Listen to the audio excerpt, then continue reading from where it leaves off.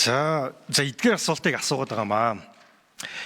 Тэгэхээр ер нь эдийн засгийн өсөлт хүссэн үсээгүй. Тэр та нар нэг олон шалгалт явуулаагүй. Санхүүгийн зах зээлэд хилжээд. Тэгвэл бидний өнөөдөр санхүүгийн зах зээлийн тэлсэн энэ байдлыг бид нар олон улсын жишгтэй харьцуулахгүйгээр Монгол улс хаана яваагаа тодорхойлж болохгүй байхгүй. Өнөөдөр ингээд өсөлт үзүүлээд байгаа чи яг үндэ хэлэхэд нэг тийм мундаг журам дүрэн баталцсантай биш чинь эдийн засгийн өсөлтөд дагаж гарч ирж байгаа өсөлт шүү дээ. Тэ? Тэгээд цаад утгаараа зээлийн хөө өнөөдөр хүртэл бас боомлогч хүчин зүйл байсаар. Даатгалын зах зээлийг аваад үз. Дотоодын бүтээгдэхүүний 0.9% шүү дээ. Энэ бол ер нь хөгжиж байгаа орнуудын баг хамгийн муу нөх.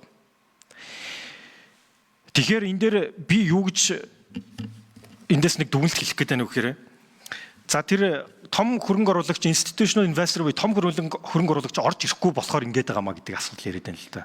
Энэ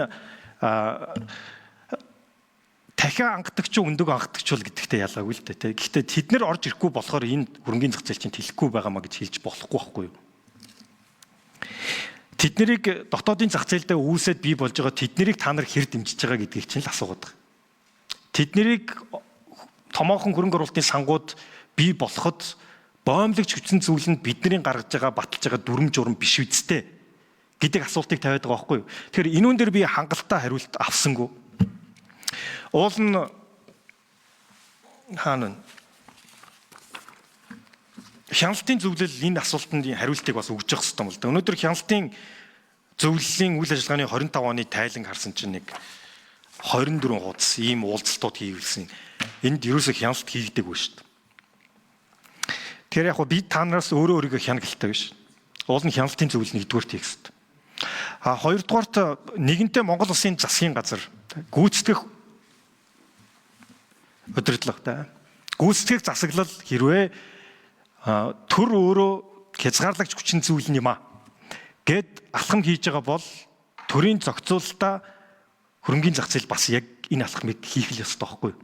Тэгэхээр яг та нар харьяалалаараа улсын хурал дээр харьяалагдаад байгаа учраас засгийн газрын харьяалт байхгүй учраас тэндээс хоцроод байна гэж би хараад байгаа юм.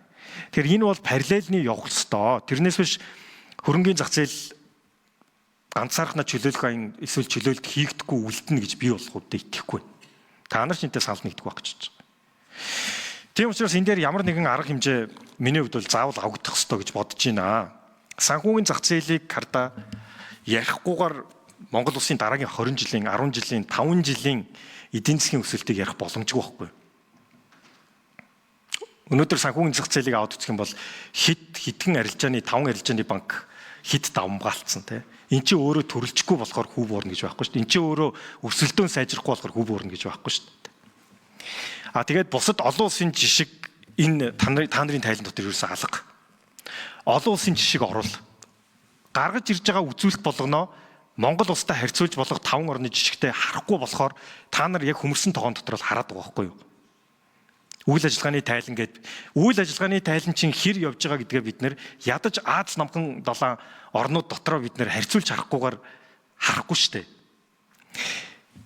Тэр ийм нэгэнтэй гоё тайлан хийгээд өнгөтөр гаргаад ингээд ном болгож байгаа бол энийгээ гүйцэтгэх хэрэгтэй. Нэгдүгürt. Хоёрдугаарт бас энэ одоо эдийн засгийн байнгын орноос санаачлах ёстой юу? Ямар нэгэн тийм одоо чөлөөлийн айны хүрээнд ч гэсэн энэ дотор бас нэгэнтэй лиценз олгодог байгууллага учраас хийх л хэрэг.